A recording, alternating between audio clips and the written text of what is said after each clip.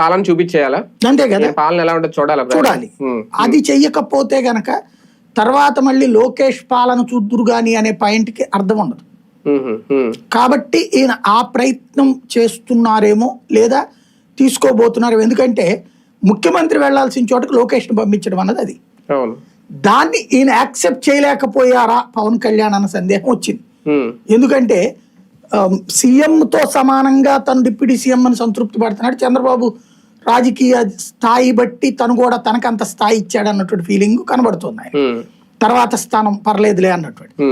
లోకేష్ తర్వాత స్థానం తను ఎక్స్పెక్ట్ చేస్తాం కాదు, ఈవెన్ ఆయన అభిమానులు కూడా జీర్ణించుకోలేదు, ఆయనకి మద్దతు ఇచ్చేవాళ్ళు కూడా జీర్ణించుకోలేదు. ఇందులో సామాజిక వర్గం అంటలా నేను, మద్దతు ఇచ్చేవాళ్ళు కూడా జీర్ణించుకోలేదు.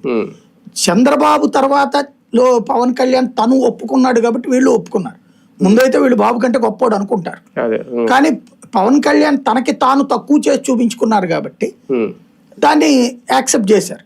కానీ లోకేష్ కంటే తక్కువ చేసుకుని చూసుకుంటే లోకేష్ సీఎంగా ఈయన డిప్యూటీ సీఎంగా యాక్సెప్ట్ చేయలేరు.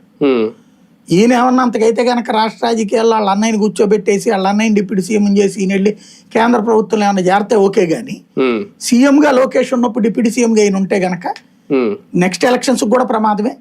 ఈయనకి ఇప్పటికే మొన్న ఎదురవుతున్న సమస్యలు ఉన్నాయి చూడండి, వాళ్ళ పార్టీలో ఎదురవుతున్న సమస్యలు అవి మరింత ముదురుతాయి.